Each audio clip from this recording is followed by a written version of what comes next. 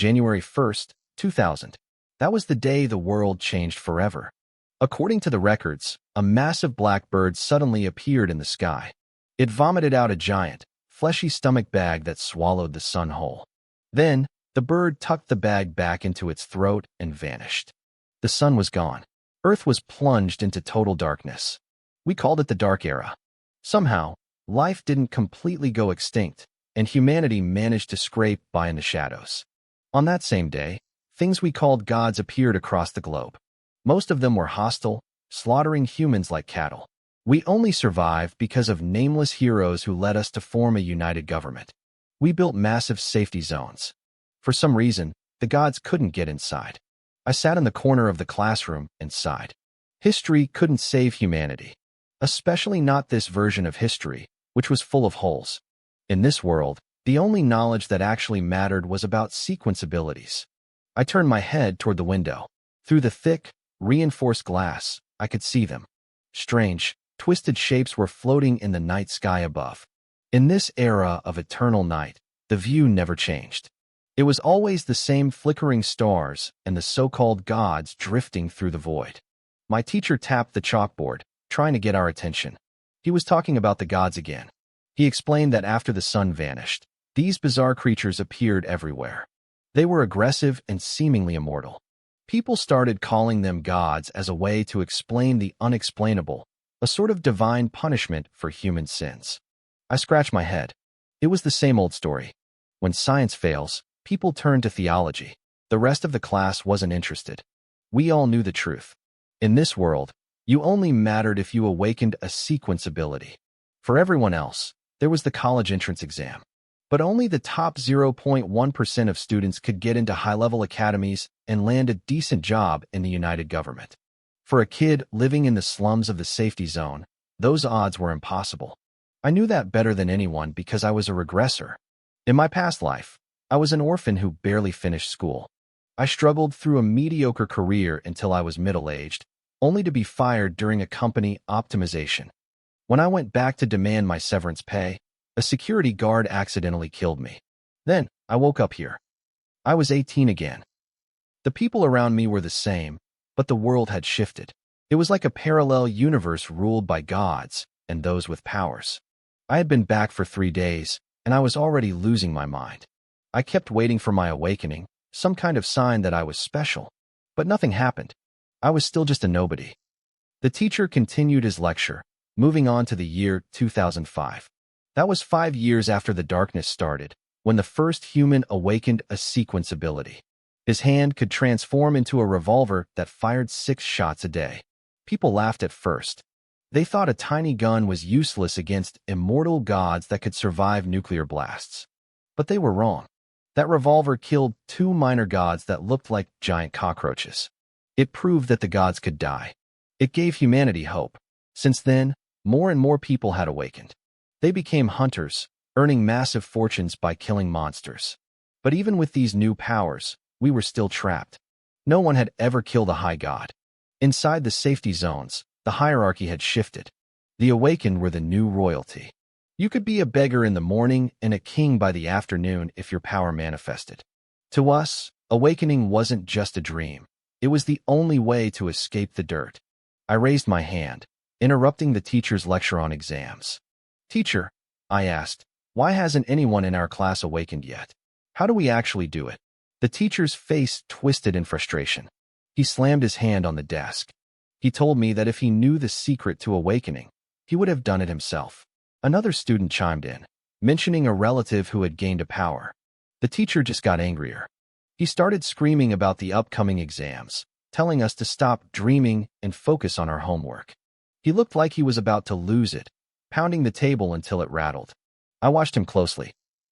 I realized he wasn't just angry at my question. He wasn't worried about our futures at all. I saw it in his eyes, the bitter sting of jealousy. He hated being ordinary. He hated that he was stuck in this classroom while others became legends. He was just like the rest of us, rotting away in the dark, waiting for a miracle that might never come. The teacher moved down the rows, checking homework. When he reached me, he stopped. He looked at my blank desk, and his face darkened. He told me that since I had so much to say in class, He assumed I'd actually done the work. He called me a daydreamer. He told me to get out and stand in the hallway until I cleared my head. I wasn't the only one who hadn't finished the assignment, but I was the only one kicked out. My questions about awakening had clearly hit a nerve. People say that anger is just a byproduct of one's own incompetence. Looking at him, I knew it was true. I walked out without a word. Being punished didn't bother me. Honestly, if the school didn't provide free meals, I wouldn't even be here. As an orphan with no income, I needed that food to survive. Otherwise, I'd spend every waking hour trying to figure out how to awaken a sequence. The hallway was quiet. It was the perfect place to think. I tried to focus, searching for a spark of power within myself. It was a long shot, but thinking was better than doing nothing. From what I knew, the rich and powerful had a high chance of awakening. In the slums on the edge of the safety zone, thousands of students could go their entire lives without seeing a single awakened. The sequences seemed to favor the wealthy. I sighed. If awakening depended on quality of life, I was doomed. I looked out the window at the dark sky. I could see the faint silhouettes of gods drifting through the stars. Even if I awakened, I'd still just be a toy in their hands. To be truly free, I had to become a god myself. But how? You are what you eat, the old saying goes. I gave a bitter laugh. I couldn't become a god by eating rice. Maybe, I thought, I'd have to eat a god instead. The moment that thought left my lips, the dark sky changed. A massive eye slowly opened in the stars. It watched me. The pupil was bright as a full moon, sharp and predatory. It didn't look human. It looked like the eye of a giant bird. If it really belonged to a bird, the creature was large enough to swallow the entire earth in one bite. I frowned and looked around. Other students were standing in the hallway, bored, staring out the same windows. None of them reacted. I was the only one who could see it. I locked eyes with the massive orb. My head began to spin. Dizziness washed over me, and then a flood of information surged into my brain. Sequence, God Eater. Status, awakened. A new line of text appeared in my mind. Chapter 2, Double Blessing. The details followed. Sequence, God Eater. Ability, devour gods to grow stronger. Current level, Tier 1, Glutton. Skill, Blood Lead. Description, consuming divine flesh increases power. By the time I snapped out of it, the eye in the sky was gone. I had awakened. I didn't know much about sequences, but I knew that users could see their own status internally. It was real.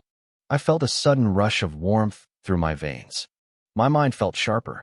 My thin, malnourished arms suddenly showed the faint lines of new muscle. The rumors were true. Awakening physically transformed you. But that bothered me. Did everyone awaken like this? My sequence name and the way it happened felt wrong. I decided to keep it to myself until I understood more. God Eater.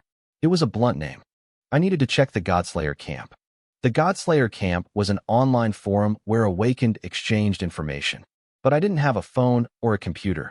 My home didn't even have electricity. I waited for the school day to end. The safety zone was short on power, so internet cafes weren't open 24 hours. I went home, forced myself to sleep, and headed out first thing the next morning. I took my last 10 copper coins and went to a small, rundown internet cafe. The air smelled faintly of cigarettes, but it was cleaner than my shack. To me, anyone who could afford electricity was rich. The owner of this place must have been a tycoon. One machine. 30 minutes, I said, sliding my coins across the counter. That money was a week's worth of wages from my part-time job at the library. Giving it up made my heart ache. The manager, a bloated man in his 30s, stared at me for a second before pointing to a corner. The computer was ancient. It took 2 minutes just to boot up. I logged into the Godslayer camp and searched for a list of known sequences. There were thousands of them recorded over the last 5 years. Most people awakened through a sudden shock, like an electric bolt. No one mentioned a giant bird eye. More importantly, out of thousands of entries, not a single one involved eating gods. My sequence didn't exist in their records. I swallowed hard. Was I the only one? I hesitated. Should I post about it? I'd be famous instantly. But then I saw a pinned thread. Humanity remains unable to digest divine remains. If I went public, I wouldn't be a hero. I'd be a lab rat. I realized then that the God Eater sequence was a terrifying power. I could hunt and grow stronger simultaneously. I would be a perpetual motion machine of destruction.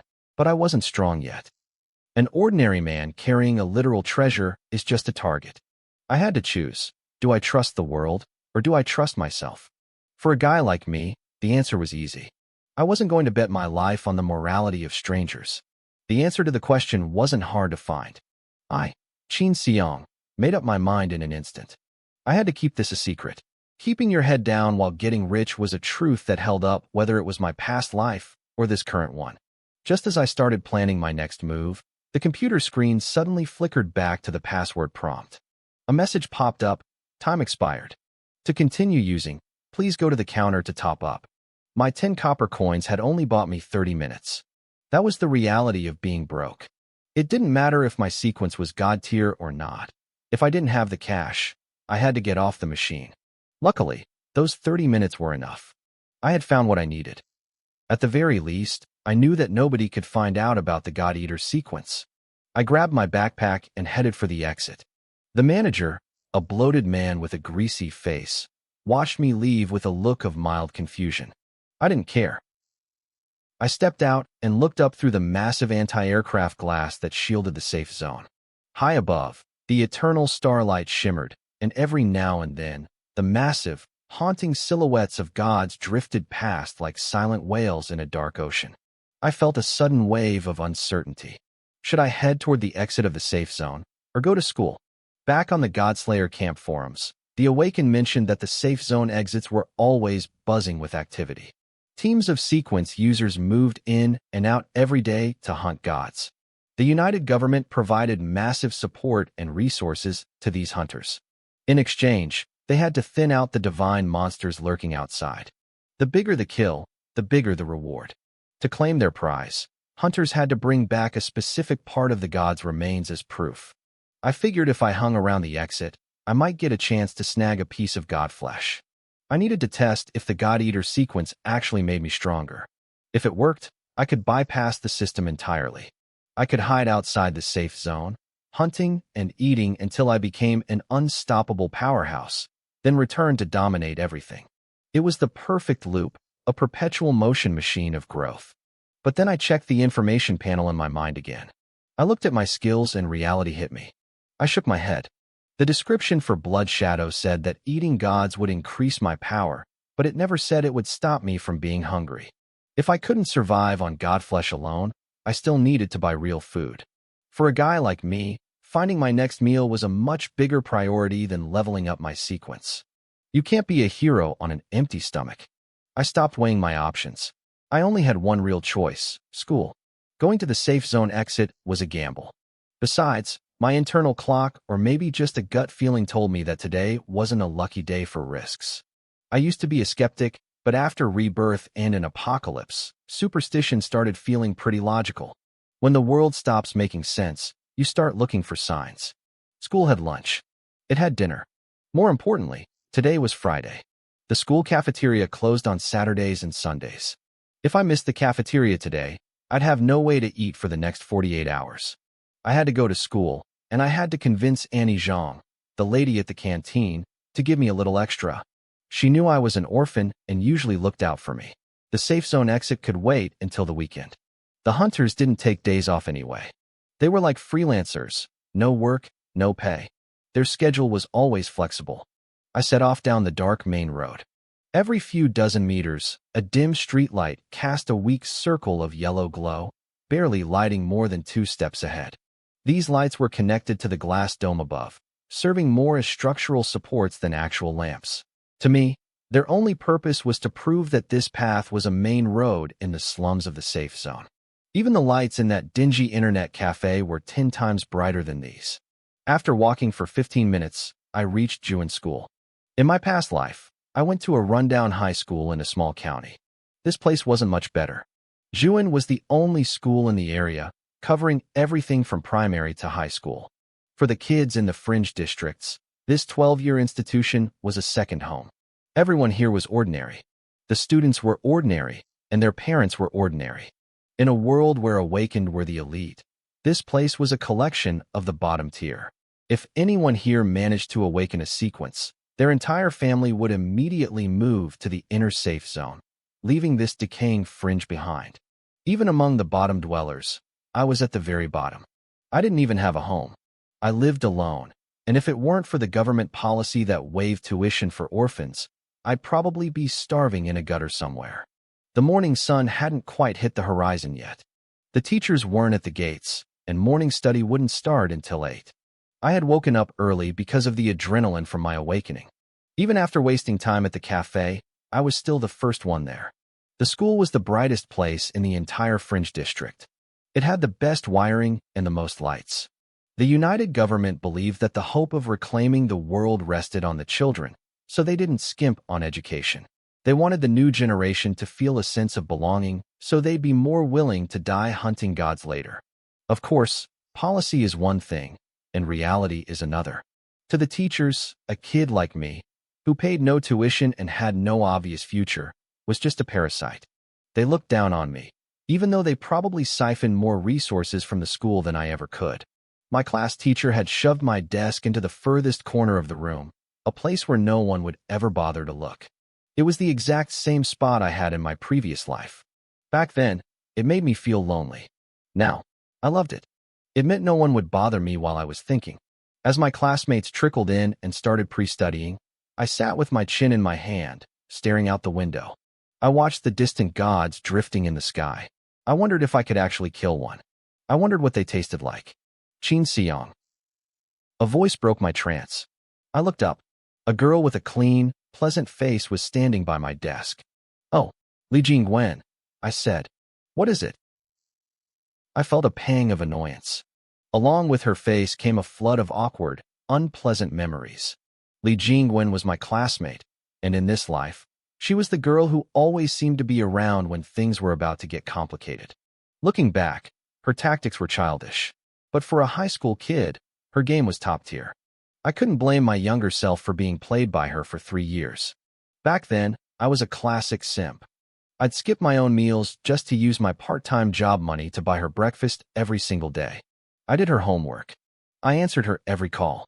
I gave her everything, but she never once accepted my confession. She always had the same excuse. She didn't want to distract us from our studies.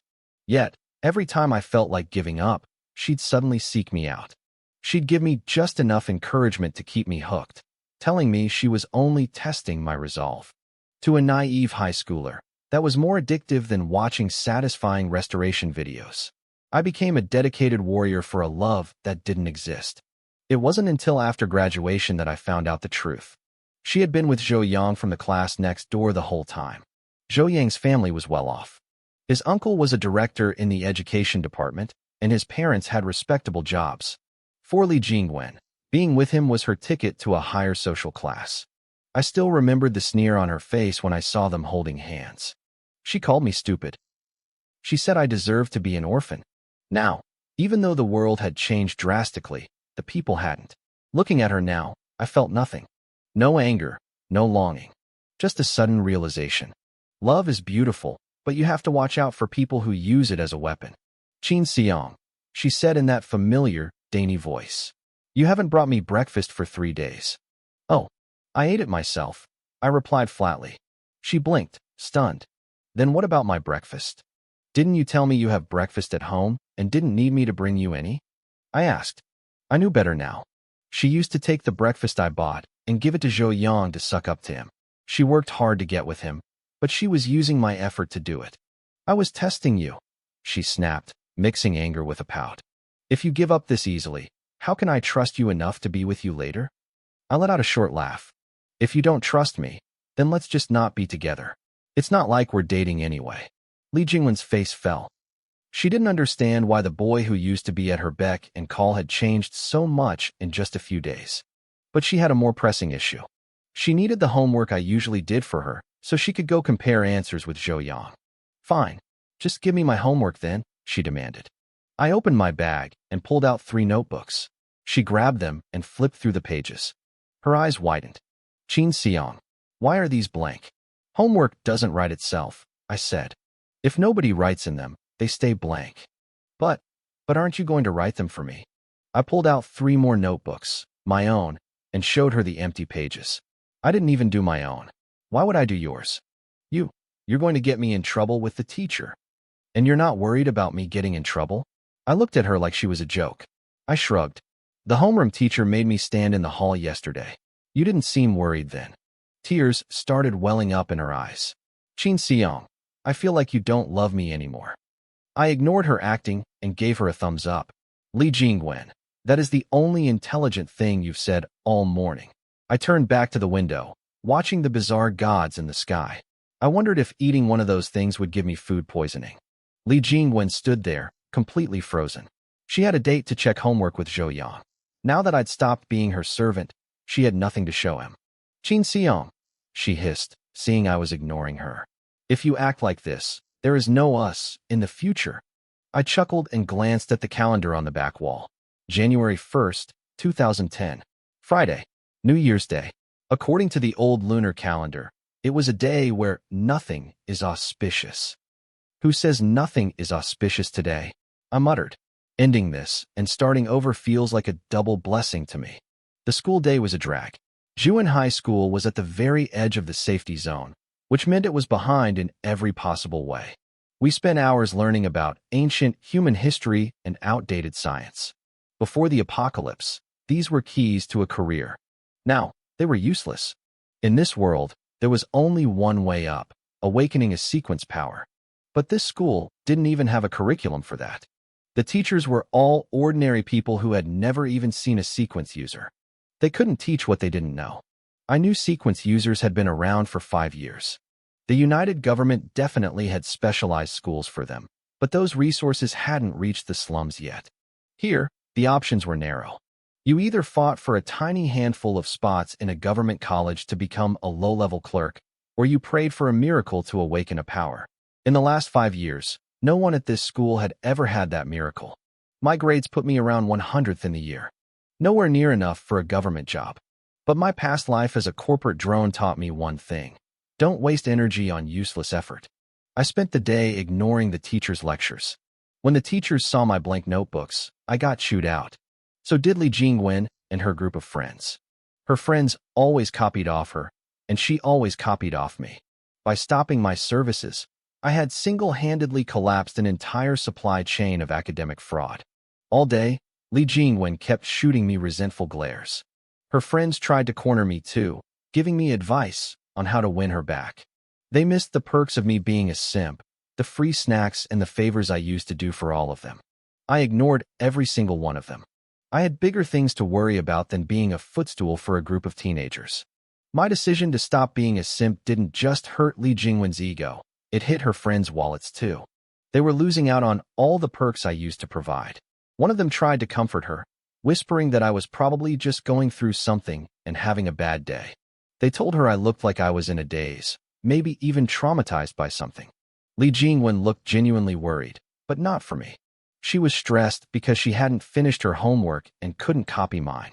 She had tried to flirt with a guy named Zhou Yang to get his answers, but he didn't buy her "I'm sick" excuse. She told her friends that Zhou Yang's uncle had recently awakened a sequence power. If she could land Zhou Yang, she figured she could help all of them out. Hearing about the uncle's power changed the mood instantly. Her friends became desperate to fix her relationship with me just to keep her afloat until she secured the bigger fish. They started plotting, convinced that if Li Jingwen climbed the social ladder, they'd get to climb it too.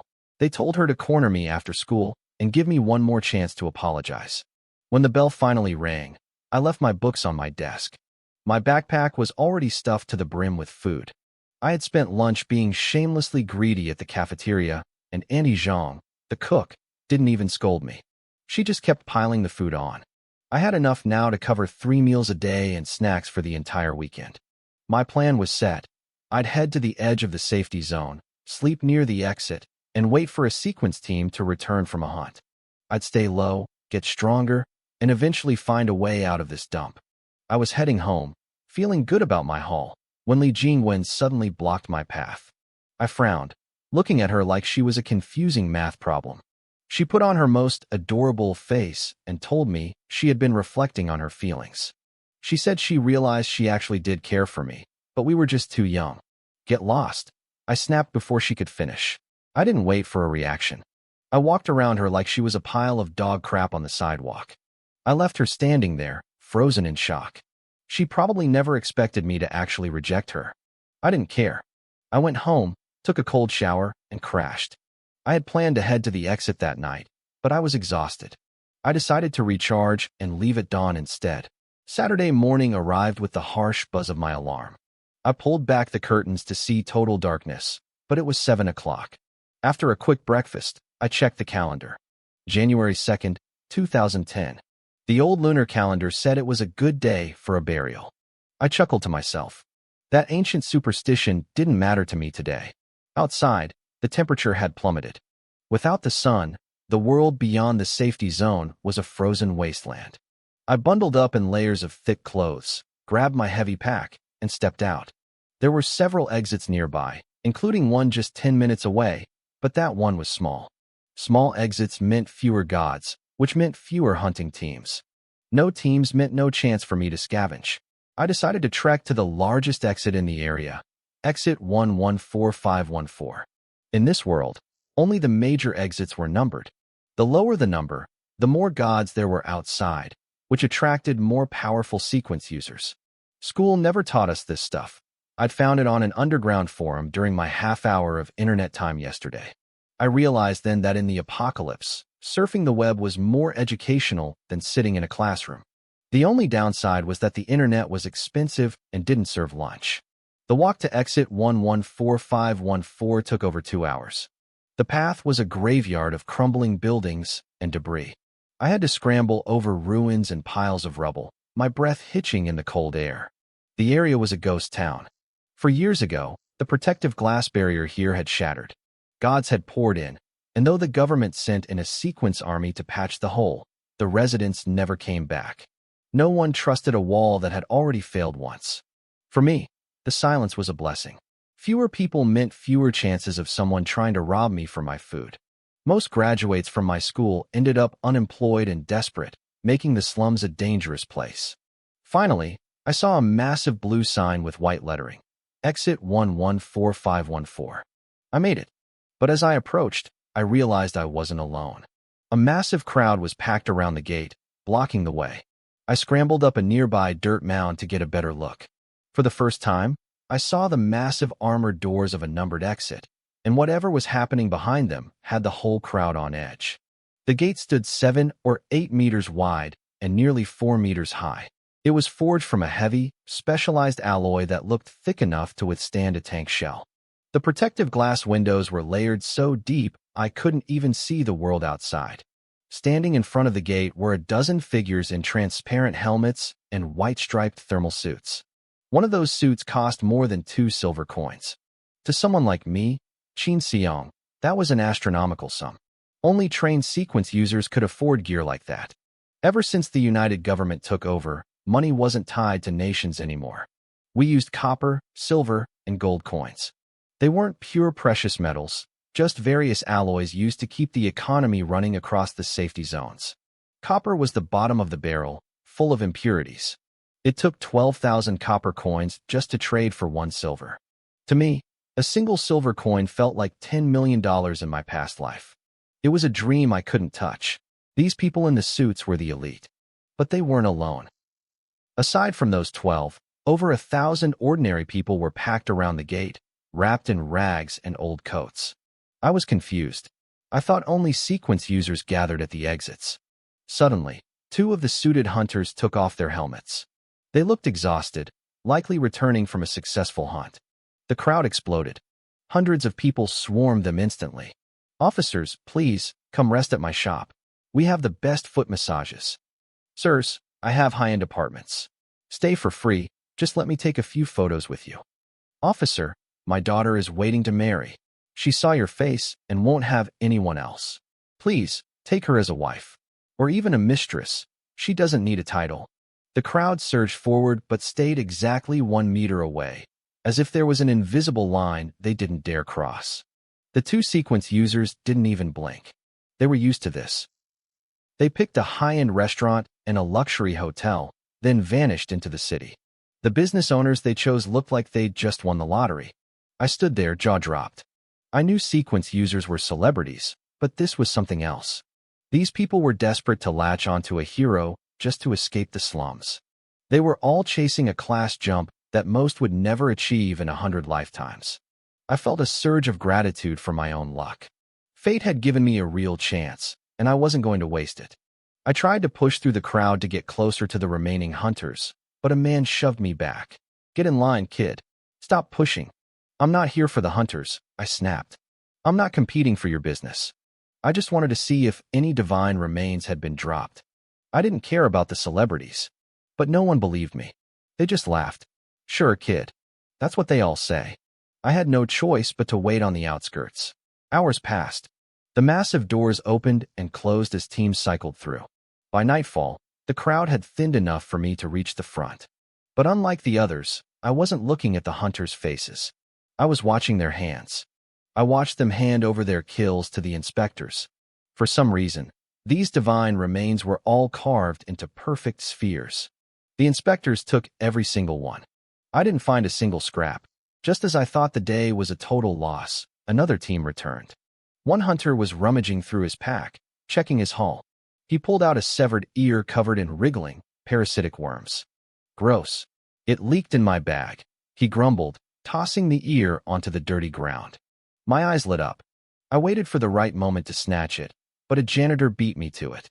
He swept the ear into a dustpan and walked away. My heart sank. Was I really getting outworked by a janitor? I couldn't let it go. I followed him into a dark alley near the exit. He didn't notice me. He walked to a corner and dumped the contents of the dustpan into a grimy trash can before heading back. I waited until he was gone and moved toward the bin. Suddenly, an official in a uniform walked up. He peered into the trash, scribbled something in a notebook, and then left. Why were they recording what was in the garbage? Was it not actually trash? Once he disappeared, I ran to the bin and threw open the lid. The smell of thick, metallic blood hit me like a wall. But when I looked inside, my breath caught. It wasn't just the ear. The bin was filled with discarded scraps of divine remains. My heart hammered against my ribs. This wasn't a trash can. To me, this was a feast. I looked around. The coast was clear. These pieces didn't look like meat. They looked alien, wrong. Part of me felt sick, but my ambition was stronger. If I could prove my blood drinker skill worked, I could level up forever using the things everyone else threw away. In the game, humans couldn't digest divine remains. It was impossible. Even sequence users gained nothing from eating them. But if I was different, if I could actually absorb this power, I would be unstoppable. I closed my eyes, shoved the disgust deep down, and swallowed the first piece whole. To my surprise, the divine remains didn't look very appetizing, but they actually tasted good. They were definitely better than the slop served at my school cafeteria. I couldn't tell if godflesh was naturally delicious or if my school chef was just that terrible. I had prepared myself to gag, wondering how much I could force down, but since it had a unique, savory flavor, I wasn't going to hold back. I, Chin Seong, opened my eyes and let out a long breath. My sequence was the God Eater. By digesting these remains, I would grow stronger. My current level was Self-Healer and Glutton. My skill was Blood Drinker, which allowed me to digest raw divine flesh. At first, nothing happened. I waited, wondering if I'd just eaten garbage for no reason. Then, a sound erupted from inside me. It came from my heart. Asterisk gulp. Gulp. It sounded like a spring of water finally bursting through layers of heavy rock and sand. That explosion of energy radiated from my chest and flooded my entire body. Suddenly, a wave of agony hit me. It felt like a massive torrent of water was surging through my narrow veins, threatening to burst my muscles from the inside out. My limbs twitched uncontrollably. My muscles spasmed. The pain lasted for about a minute before vanishing completely. I felt the muscles in my arms throb twice and then settle. I was curious. Was this change good or bad? I pulled off my jacket and inspected my arms. They didn't look much different to the naked eye, but I knew my body better than anyone. My muscles were denser, firmer. It wasn't a mistake. I felt more alive, more energetic. Even my heavy backpack full of food felt light, like it was filled with feathers. I checked my status panel again. The text hadn't changed, but my body told a different story. The God Eater sequence wasn't lying. I was getting stronger. The increase just wasn't big enough to trigger a level up on the screen yet. I remembered reading on the forums that sequence users felt a massive physical boost after taking their potions. This was exactly what I was experiencing. The experiment was a success. A good start is half the battle. I grinned greedily and rubbed my hands together, looking at the rest of the remains in the bin. I couldn't wait. I grabbed another piece and bolted it down. That same rushing torrent of power surged through me again. When it passed, I felt even sharper. I was stronger. I was more alert. I smiled and didn't hesitate anymore and began to feast. To anyone else, this was a trash can full of gore. To me, it was my first pot of gold. But I didn't lose my head. I was careful as I ate, making sure not to get blood on my clothes. If I walked home covered in stains, I'd attract too much attention. I kept scanning the area, making sure no one saw my strange behavior. To get strong, I had to stay low-key. My sequence had to remain a secret. My past life in the corporate world taught me how ugly people can be. Even if you have no malice toward others, they'll resent your success. They'll get jealous. They'll stab you in the back just because you're doing better than them. In this world, with an ability this unique, I had to be twice as cautious. I kept stuffing my face, enjoying the repeated surges of power. The pain that had been unbearable at first started to feel mellow. I actually began to crave it. Damn, I thought, I hope I'm not becoming a masochist. I told myself not to get addicted to the pleasure of the pain. Then I noticed something strange. Even though I had eaten a massive amount of flesh, my stomach didn't feel full. I didn't feel bloated at all. In fact, I still felt hungry. It confirmed my theory. Eating divine remains increased my power, but it didn't satisfy my physical hunger. The system said digest, not absorb. They were two different things. I realized that if these remains went missing, someone might notice. I needed to finish this quickly and leave. I picked up the pace, hunched over the bin, and devoured everything. It took over an hour, but I finally finished all 30 pieces. My strength and state of mind had undergone a qualitative transformation. I didn't have time to test my new body yet. I found a puddle nearby, washed the blood off my face and hands, and hurried home. The change was undeniable. The walk that usually took 2 hours only took 1. I wasn't even breathing hard. Even though the time was cut in half, the journey felt like an eternity because of the weight on my mind. By the time I reached my door, I felt mentally exhausted. I collapsed onto my sofa made of cardboard boxes and let out a sigh of relief. It was late, and my stomach was growling. I opened my bag and pulled out a container of 6-eyed longfish rice. As soon as I took a bite, I winced. The cafeteria's quality was consistently terrible. It tasted like cardboard. I forced it down anyway and tossed the container in the sink. Usually, I'd wash it immediately, but tomorrow was the weekend. I didn't need it for school, so I allowed myself to be lazy. I poured a cup of hot water to help with digestion. As I set the kettle down, it slipped. It tumbled toward the floor. But in my eyes, the falling kettle moved in slow motion. I could see every inch of its descent. I could see the individual droplets of water splashing out and hovering in the air. I reached out and caught it effortlessly. My agility and perception had skyrocketed. I placed the kettle back on the table, but then I froze. There was a deep indentation of my fingers in the metal. I did that. My strength had increased that much? I gripped the kettle again. Nothing happened. But when I focused on the idea of crushing it, the metal buckled instantly. I could control the output of my power perfectly. I remembered the forums mentioning the Sequence User Management Bureau. You could go there to learn more about your path, but you had to prove you were a user to get in. I didn't plan on revealing my changes anytime soon. Not until I fully understood what I had become. I needed to understand what was happening to me, but information was a luxury I couldn't afford. The only place to get answers was the Godslayer camp forums. To access them, I needed a computer or a phone with internet. In this slum, those were dreams.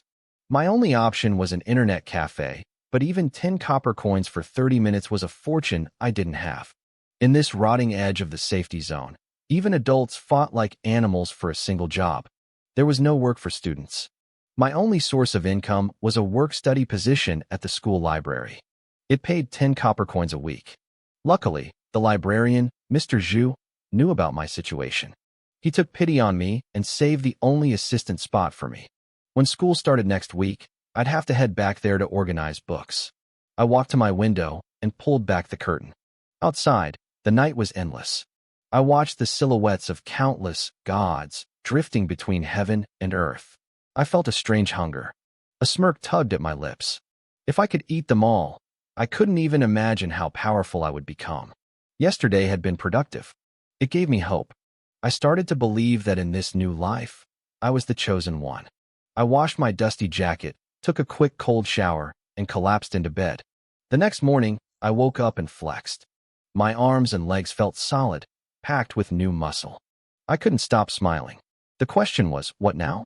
Part of me wanted to go back to that same trash can at exit 114514 to look for more remains.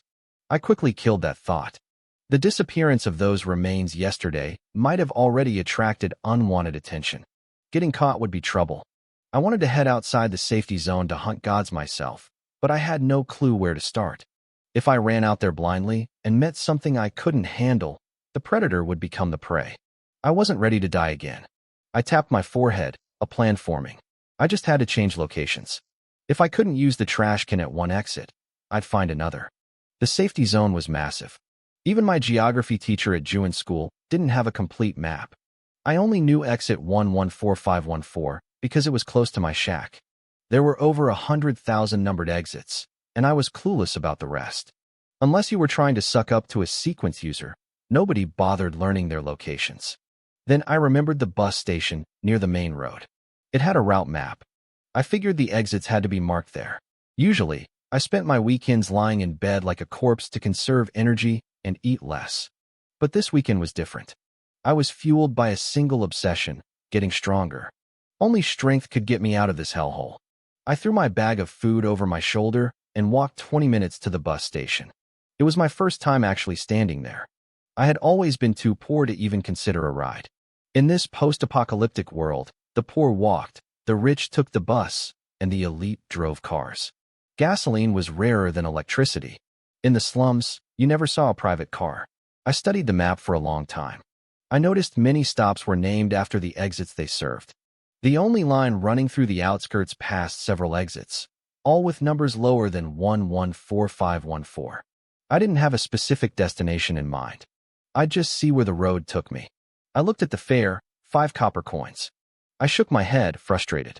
I only had 10 coins left, and I needed those for the internet cafe.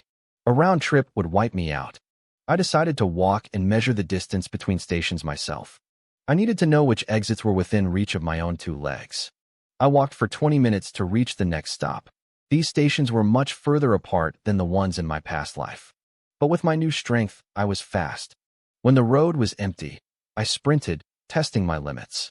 Even at that pace, it took me an hour to cover 3 stops. I realized I had to be careful with my time. On Monday, I had to report to the library early. If I missed it, someone else would snatch my job, and I'd have no money for research. I set my sights on exit 54320. It was about an hour and 40 minutes away. Surprisingly, the long trek didn't tire me out. I felt energized. When you finally have a goal, your spirit carries your body. The world around me was grim. Even though it was technically daytime, the sun had vanished 10 years ago. The sky was stuck in a permanent midnight. The infrastructure here was pathetic. Dim streetlights were spaced dozens of meters apart, barely lighting a few steps in front of me. The side alleys were pitch black. I had to feel my way through the shadows. High above, I could see stars through the safety zone's massive anti-aircraft glass, along with the flickering shadows of gods passing by. A freezing wind bit through my thin jacket. I shivered, my skin breaking out in goosebumps.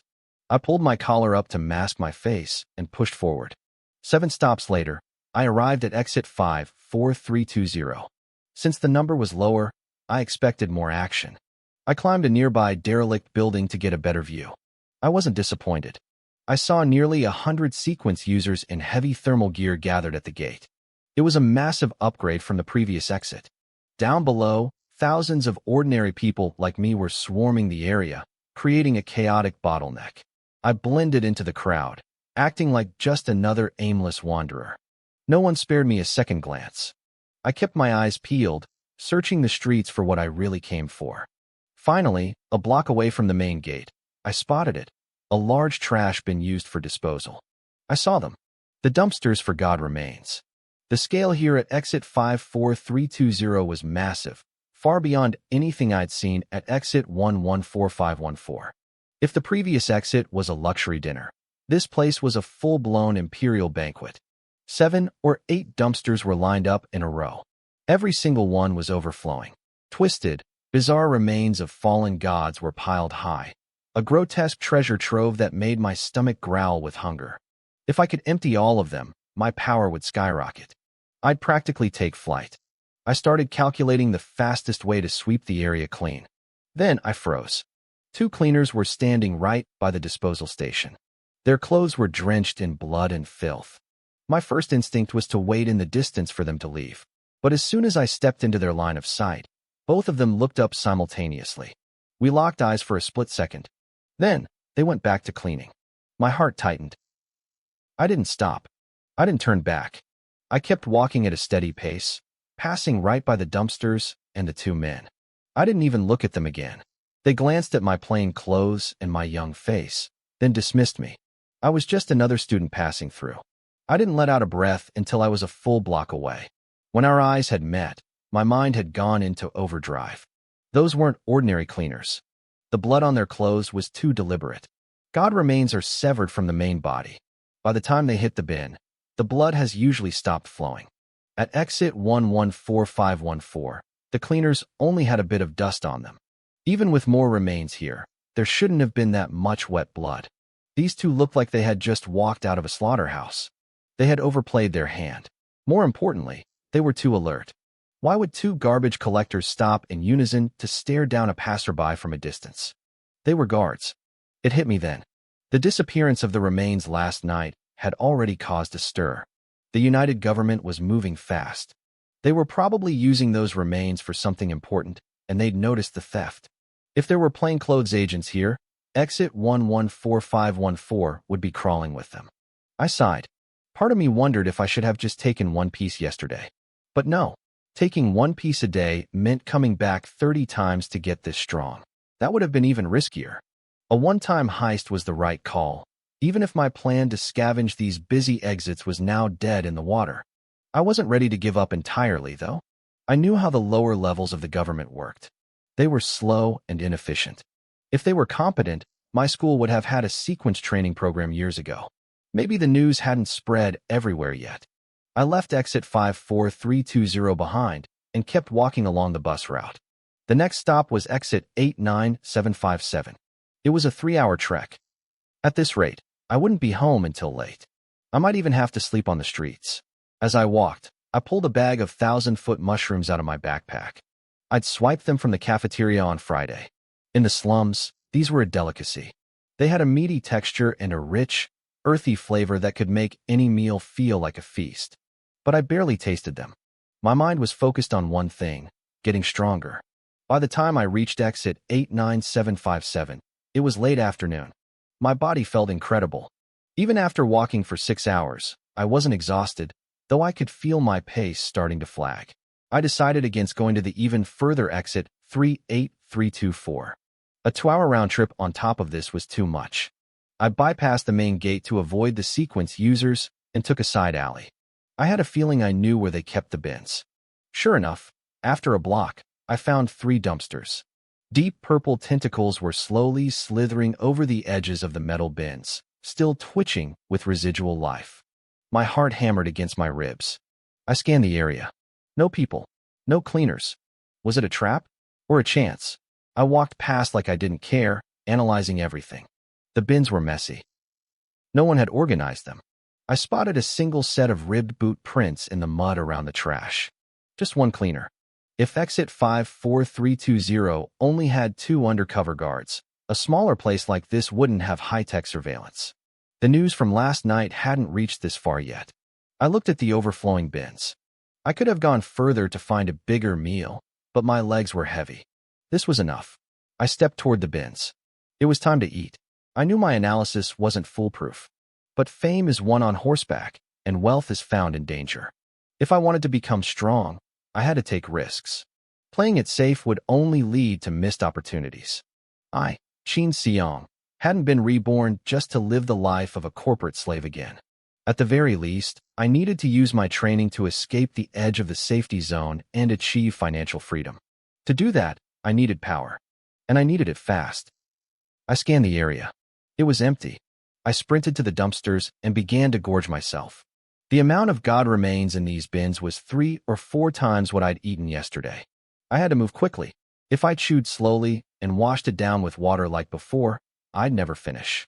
I'd be exposed. But eating fast meant being messy. If I splashed blood on my clothes, I was dead. I carefully stripped off my jacket and shirt, hanging them on some metal hooks I found on a nearby lamppost. I stood there, bare-chested by the bins. We were near the exit of the safety zone, and the air was freezing. Every time the massive gates cycled open, a blast of icy wind tore through the streets. Goosebumps erupted across my skin. I shivered, but safety came first. I'd rather freeze than walk home covered in gore. I looked at the pile of twitching remains and swallowed hard. Time to eat. Maybe it was practice, or maybe my physical stats had truly improved, but I was much faster today. My throat felt stronger. Yesterday, I struggled to swallow. Today, I shoved the remains in with both hands and gulped them down effortlessly. My hands never stopped moving. In just 10 minutes, I had nearly emptied 3 large dumpsters. As I ate, I felt my body transforming. The cold didn't bother me anymore. By the time I reached the bottom of the 3rd bin, the shivering had stopped. I felt a surge of raw power. I looked down at my chest and stomach. My muscles were becoming more defined, the lines sharp and hard. I smiled. Suddenly, the information in my mind flickered and changed. Sequence, God Eater. Status, digestion complete. Current level, Tier 2. Skill unlocked, Blood Shadow. Can digest god remains raw. New skill unlocked, Violence. I stared at the description for violence. For 10 minutes, my strength, agility, and physical endurance would triple. During that time, I would feel no pain. My heart skipped a beat. A triple multiplier? I remembered reading the God-slaying camp forums. There was a warrior sequence that had a skill called Strengthen, which boosted power by 2.5 times for 5 minutes. People called that a bug skill for low-tier users. My violence skill completely outclassed it. I was becoming a king among low-sequence users. Should I join a professional squad now? Or keep going solo? 1,000 questions flooded my mind, but I pushed them aside. The most important thing wasn't revealing my power, it was hiding it. If people found out I was a god eater, I didn't know what kind of target I'd become. I needed to visit an internet cafe soon to find a common sequence I could use as a cover, but that would have to wait until I got my library paycheck next week. For now, I was still just a student. I decided to call it a day. Greed was dangerous. Exit 38324 was only 3 stops away, but if someone noticed the empty bins here and called ahead, I'd be walking into a trap. I reached for the last 10 pieces of remains to finish my feast. Suddenly, I heard footsteps. Messy, stumbling footsteps. I froze. Someone was coming. I looked back and saw a drunk man swaying down the street toward the dumpsters. He was humming a sour tune, completely oblivious to me. My pulse spiked. If he saw the empty bins, the area would be locked down in minutes. I didn't have time to clean the blood off my skin. I grabbed my backpack, stuffed the remaining pieces inside, and threw my clothes back on. Then I ran. With my sequence leveled up, my body felt like a different machine. I sprinted so fast the street railings became a blur. I prayed I wouldn't get caught. Behind me, the drunk man reached the bins and scratched his head. Swore I saw someone here. Gone in a blink. Must be a sequence user like me. He tossed his empty bottle into the bin. It hit the bottom with a hollow clang. He peered inside. Empty? Did the cleaners come early? He checked his watch, confused. Thought they came at midnight. Did I drink with Blue for that long? Only had 5 bottles. Man, I'm getting old. Can't hold my liquor. Need to drink less. Can't miss the hunt. He stumbled away, mumbling to himself. I didn't look back. I stuck to the dark alleys, running at full tilt until I reached the main road. There, I slowed down, lowered my head, and blended in with the crowd. Then I ducked into another side street. The fatigue I'd felt earlier was gone, replaced by a restless, buzzing energy. I was stronger, faster, and hungrier for what came next. My life in the slums was over. My life as a predator had just begun. My muscles didn't feel tired at all. If anything, they felt more alive, buzzing with a strange, dark vitality. I had been running for 20 minutes, passing bus stops and street corners, but no one was chasing me. Even so, I didn't slow down. My heart hammered against my ribs like a trapped bird. Blood rushed to my head, sharpening my senses until every shadow looked like a threat. I scanned my surroundings, my eyes darting back and forth, listening for the sound of boots on pavement. Damn it! If that drunk hadn't stumbled into me, I could have finished every last piece. I was so close. Thinking of that man made me angry, but a part of me felt lucky. He was wasted, barely able to stand, leaning against the wall for support. His mind was a fog. If he hadn't been that drunk, he would have realized something was wrong immediately. He would have called the United Government, and I'd be in a cell by now.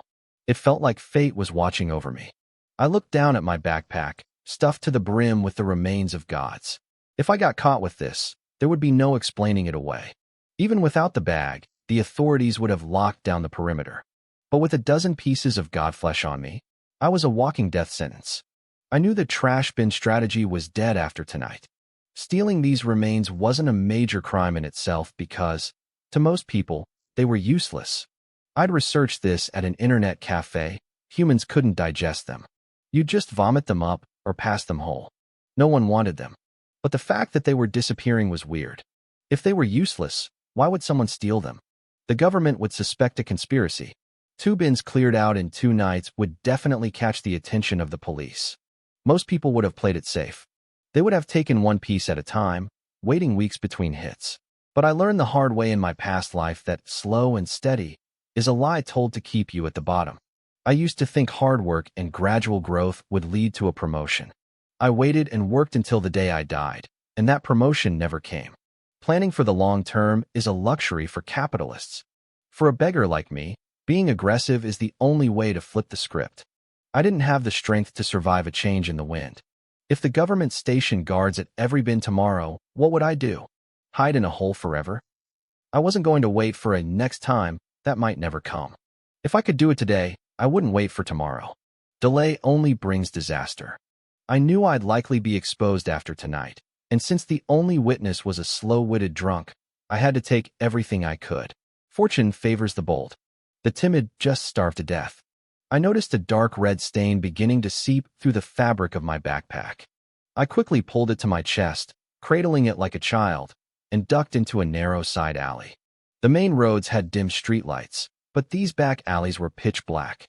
The only light came from the stars, filtering through the massive anti-aircraft glass dome that covered the safety zone.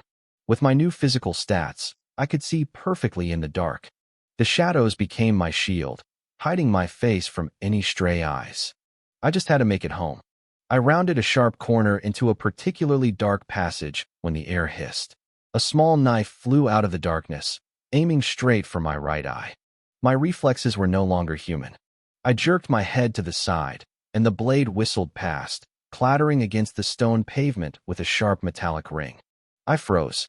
My eyes locked onto 3 figures stepping out of the gloom.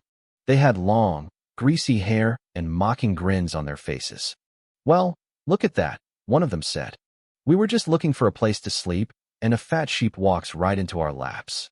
We're in luck, brothers." The 3 of them fanned out, surrounding me. "What do you want?" I asked, my voice cold. "What do we want? Is that a real question?" The leader laughed. "We're robbing you, kid." I looked at my tattered coat. I look like a beggar.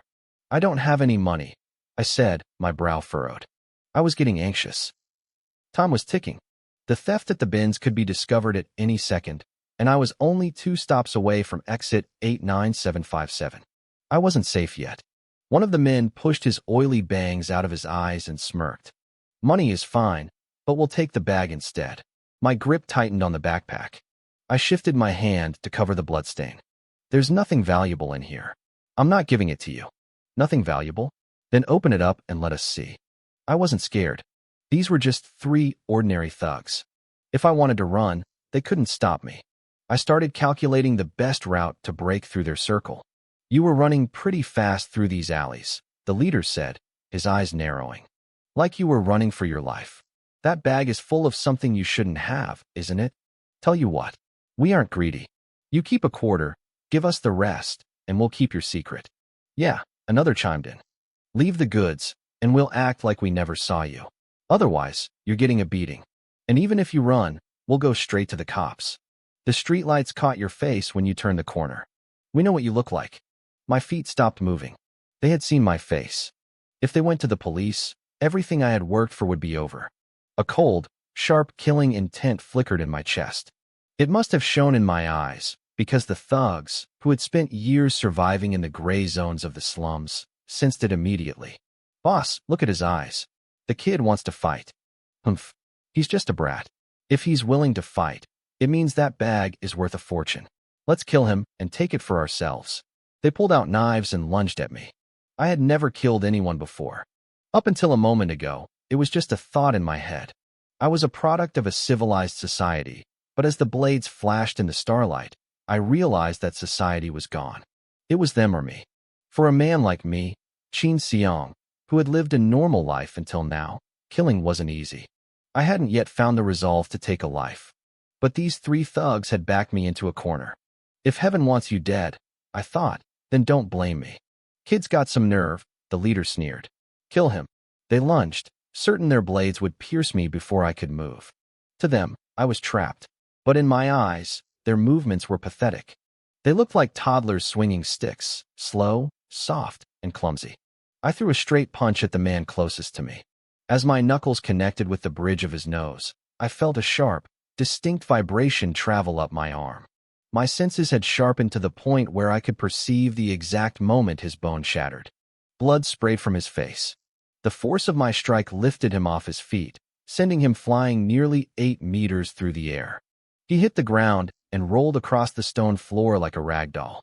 Watching the entire process with my heightened vision, my blood began to boil. I had killed him. His face was a mangled mess, frozen in a horrific expression that stared back at his friends. The other two froze. They realized instantly that they had picked a fight with a sequence user. But they didn't run. They were fugitives with blood already on their hands. They knew that in this world, it was kill or be killed. Begging wouldn't save them. They screamed and charged again, more desperate than before. I stepped back with my left leg and swung my right in a massive horizontal arc. I caught the second man squarely in the waist. More sickening cracks echoed through the alley. His body folded at an impossible angle, wrapping around my shin as the momentum carried him. When I retracted my leg, his broken body slammed into the third thug who was trying to flank me. They both went down in a heap. I didn't give them a second to breathe. I leaped forward, landing over the dazed survivor. I raised my fist. Spare me, he choked out, his survival instinct finally overriding his aggression. I'll give you all my money. I didn't let him finish. I brought my fist down on the side of his head, crushing his skull instantly. Once you're dead, your money belongs to me anyway, I muttered. After the adrenaline faded, a strange emptiness washed over me. I sighed, feeling a bit melancholy. I had actually killed people. It was self-defense, sure, but it felt like a threshold had been crossed. This wasn't the end, it was just the beginning. It was the moment I had to adapt to this brutal new reality. I forced my trembling hands to steady. I couldn't leave yet. I remembered hearing that some sequences could read the final memories of the dead.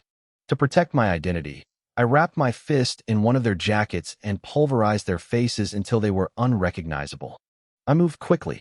I scrubbed the blood from the pavement, took every cent from their pockets, and dragged the bodies into a nearby abandoned warehouse. I set a fire, watching the flames consume the corpses and my own blood-stained outer coat. I didn't know if any sequence user could track me by scent, but I wasn't taking chances. I had chosen this specific warehouse because the ground outside was muddy and covered in dozens of different footprints. It was the perfect place to mask my trail. I didn't leave any tracks of my own. I used my enhanced strength and agility to leap between dry rocks and debris. Once I was sure the fire was roaring, I sprinted away. I ran at full power, a blur in the darkness. If anyone had seen me, they would have thought a high-speed vehicle had just roared through the alleyway. It took 30 minutes of running before I reached the main road again. My heart was still racing from my first kill, but the panic was gone. My gaze was firm. I felt a flicker of regret for their lives, but only a flicker. 2 hours after I left the trash bin at exit 114514, the area was swarming with police. Uniformed officers cordoned off the site, while sequence users hovered on the perimeter, whispering in confusion. The theft of a god's remains from a trash heap was an absurdity, but even garbage becomes a treasure once it goes missing. A white-haired detective named Orloff circled the bin, puffing on a cigar. Despite his title, the officers stood at rigid attention, treating him with more respect than a typical investigator. He turned to a blonde female officer beside him. "Luo Yiliana," Orloff said in fluent Chinese. "Your sequence has advanced. I heard your tracking abilities are 10 times better than the chief's bloodhounds. Can you pick up a scent?" She shook her head. "No, the aura of the god is too strong here. It completely masks any human scent. If I tried to use my skill, the intensity of that divine smell would probably knock me unconscious." Orloff spat out a cloud of smoke. "Damn skills. Useless when we actually need them." "I agree," she replied. "But I was born into the scent seeker sequence. I'm destined to stay within the safety zone." Orloff flicked his ash into the empty bin and barked at the crowd. "Who discovered the theft?" "Me, Detective Orloff." A man in a tattered jacket stepped forward. It was Hans, the drunkard who had seen me earlier. He was stone-cold sober now, his face pale with terror. He knew that whoever had the guts to steal from a god wasn't someone he wanted to cross. Hans was a mess. He was a sequence user, but he was the type who only cared about drifting through life in the safety zone. He had made a huge mistake. He had thrown a wine bottle into that trash bin, and his scent was all over it. It was a cold, hard fact he couldn't deny. If a mosquito incense tracker used their skill, they'd lock onto him in seconds. To avoid a knock on his door later, he decided to report the theft himself and pray for leniency. Detective Orloff looked at him through a cloud of cigar smoke. He asked Hans how he found the crime scene. Hans explained that he'd been drinking at a bar with a friend named Brew. On his way home, he'd grabbed another bottle to finish off. When he reached the exit, he saw the bin and tossed the empty bottle inside. Luo Yiliana's voice was sharp when she interrupted. She scolded him, reminding him that as a sequence user, he should know those specific bins were strictly for God's remains. Throwing trash in there interfered with the United Government's work. Hans stammered, claiming he was too drunk to think straight. I had made a lucky bet. It was Hans's clouded, drunken mind that had given me the window of time I needed to escape. If he'd been sober, my story might have ended right there. Orloff seemed used to useless sequence users like Hans. He waved off Luo Yiliana's anger and told the man to keep talking. Hans said he thought he saw a figure nearby, but it vanished instantly. He wasn't sure if it was even a person because of the alcohol. He remembered hearing the bottle hit the bottom of the empty metal bin. He assumed the cleaners had already made their midnight rounds to collect the remains, so he just went home and crashed. Hans belonged to this sleepless sequence, so he rarely needed rest. Even drunk, he only slept for 2 hours.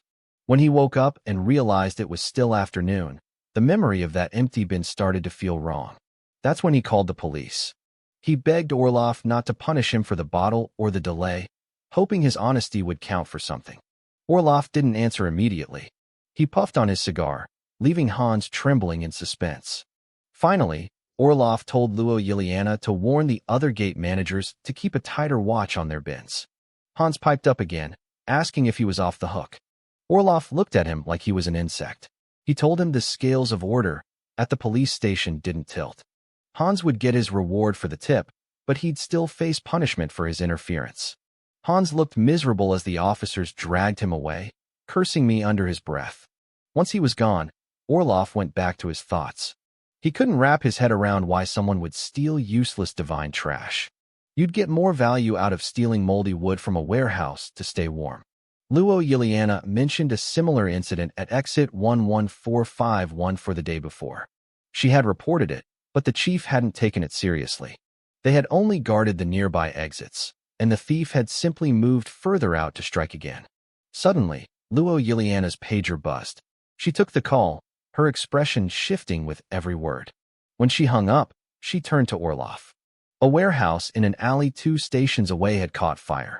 Inside, they found 3 charred corpses. The details were grim.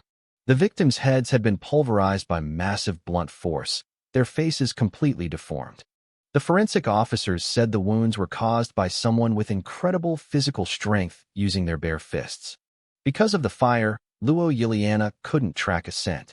The area was a high-traffic zone, and the ground was a mess of footprints and mixed odors. There were no signs of a struggle near the warehouse. Orloff stayed silent, so Luo Yiliana continued. She wondered about the identities of the dead men, but Orloff suspected they would be hard to identify. He noted that whoever killed them was efficient. To kill 3 people without a struggle and crush their skulls with fists wasn't something a normal person could do. Orloff looked at the empty trash bin again. The timing of the warehouse fire lined up perfectly with the theft. If a strength-based sequence user ran at full speed, they could have made it from here to that alley in time. He suggested they work under the assumption that it was the same person. He stroked his white beard. He had a theory. The killer was a total amateur when it came to sequence knowledge. Luo Yiliana asked why. Orloff explained that the head crushing and the fire were redundant. The killer likely thought he had to destroy the brains to prevent an undying sequence user from reading the victim's memories. He didn't realize that as long as the biological structure of the brain was destroyed by fire or disease, the skill wouldn't work anyway. Luo Yiliana was surprised that someone wouldn't know such basic facts. Orloff shrugged. Either the guy was a complete rookie, or he was incredibly clever and leaving a trail of amateur mistakes to throw them off his scent. I don't think a criminal of this caliber would show up in District 14121, Orloff said, his voice gravelly. Luo Yiliana nodded. She agreed with the inspector's logic. Maybe they don't know the specifics of sequences because they just awakened, she suggested. Maybe they haven't done their homework yet. We could stake out the Sequence Management Bureau. We'll probably find them trying to register. Orloff shook his head, a small frown forming. The idea that they haven't done their homework doesn't hold up. Think about it, Luo Yiliana. This person knew to pick a high-traffic area with messy scents to throw you off. They knew to burn the bodies to destroy evidence. This wasn't a calm, planned murder. They had just stolen divine remains. They were running for their life, panicked, and yet they still did all that. He paused, looking at the charred remains. This killer might be ignorant, but they aren't careless. They have a mind sharper than a hawk's eye. Someone that meticulous wouldn't steal divine remains and expose themselves without a plan. If they don't know the basics, it's because they have no way to get the information. Luo Yiliana ran a hand through her messy blonde hair, looking confused. How is that possible? Sequence descriptions are public knowledge in the divine camps. Anyone can look them up on a phone or a computer. No, Orloff countered. You're wrong. If our assumptions are right, there is exactly one type of person who fits this profile. Someone who can't just look things up. Who? She asked. A poor person. Orloff thought for a moment. The arson and the bodies were found 2 stations away, heading toward the edge of the safety zone. Let's start our search there. Look for anyone seen on the streets carrying large bags filled with unknown items. He glanced at the empty bins again. That much divine residue isn't small. If they took it all, they'd be carrying a massive, heavy pack. It would be hard to miss. Understood, Luo Yiliana said. I'll report to the Bureau immediately. Good. It's been hard work, Orloff muttered. But Inspector, she hesitated. What if we don't find anyone at the edge of the zone who received a large delivery? Orloff dropped his cigar, and offered a thin smile. If we can't find them, then things get interesting. He crushed the ember under his boot, whispering to himself. I've been in this dump for a long time. Finally, I have a lead. By the time I made it back home, it was 8 in the evening. I was late because I had to find a secluded spot to finish off the rest of the divine remains I'd stuffed into my bag. I ate every last bit. I kept the lunch boxes but burned the backpack and my second jacket to ash. Covering my tracks took time, but it was worth it. When I finally walked through my door, I was sure no one had followed me. I sank onto my hard, cardboard sofa, feeling the weight of the day settle into my bones. Even with my new physical strength, the constant running and the killing had drained me. I looked out the window. A sticky, mutated scorpion with a blurred tail crawled across the glass. I let out a dry laugh. Part of me wondered what it tasted like. But I knew better.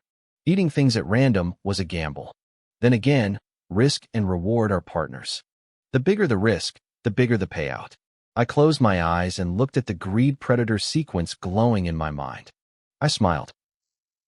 Today was Sunday, a day meant for rest, but it was the most exhausting day I'd had since I reincarnated. I let my mind go blank for 10 minutes, took a freezing cold shower, and collapsed into bed. I slept lightly, my mind still on edge. I woke up at 6 in the morning, unable to fall back asleep. I decided to head to an internet cafe to do some research. I got up and turned on the stove to heat up the leftovers I'd brought from the school cafeteria. Living with no money was a struggle. Then I remembered the 3 thugs. I'd looted their bodies before I left, but I'd been in such a rush that I hadn't checked the haul. I pulled the cash out of my pants pocket and froze. Among the pile of copper coins, something shimmered. It was a silver coin. I couldn't believe it. Usually, it took 12,000 copper coins to equal 1 silver. I thought those 3 were just like me, dirt-poor drifters. I expected a few hundred coppers at most. I never expected a fortune like this. Why would they attack me if they were this rich? Then it clicked. They weren't after my money. They thought my backpack held something priceless. Those 3 idiots had spent years saving up only to hand it all to me along with their lives. Money like this, found on drifters, was definitely dirty. My heart sank. If they were carrying this much stolen cash, they never would have dared to go to the police to report me. They would have stayed quiet to save their own skins. Damn it, I cursed under my breath. If I'd known they were loaded, I would have just robbed them and left. Now I had a murder case piled on top of a theft. Those 3 pieces of trash managed to ruin my day, even after they were dead. I looked at the silver coin. It was beautiful, but it felt like a hot coal in my hand. I couldn't spend it. Not here. If an orphan who doesn't even have a job suddenly produces a silver coin, people will talk. The neighbors would get jealous, they'd report me, and the United Government would come knocking. I had no way to explain where it came from. I had money I could see, but couldn't touch. It was maddening. After finishing my breakfast, I counted out 40 copper coins from the pile. I wanted to book a session at the internet cafe. Then I hesitated. Even 40 coppers was a lot for someone in my position. It looked suspicious. I put 20 back. Taking just 20 coppers for an hour of computer time seemed more realistic for a slum student. I can't even spend my own money without looking over my shoulder, I muttered, stepping out the door. I realized I was trapped by my own identity. As an orphan student, I couldn't move freely. But money wasn't my biggest problem right now. I needed a cover. I needed a public sequence, something that fit my status and wouldn't raise eyebrows. If I could find a common sequence to claim as my own, I could join a hunting team. I could go outside the safety zone, hunt divine beings, and learn how to fight. Once I was strong enough, I'd go solo, devouring everything to level up. I just had to play it safe. I had to stay hidden until I was powerful enough to do whatever I wanted. If I couldn't stay hidden forever, I at least had to stay hidden until I could protect myself. My mind was made up. I arrived at the internet cafe and pulled out the 20 copper coins. The attendant behind the counter was the same one from my last visit. She still had that incredible figure, the kind of body that felt out of place in a dump like this. I didn't say a word. I just handed over the money and waited for my terminal. I had a mission, and I couldn't let a pretty face distract me.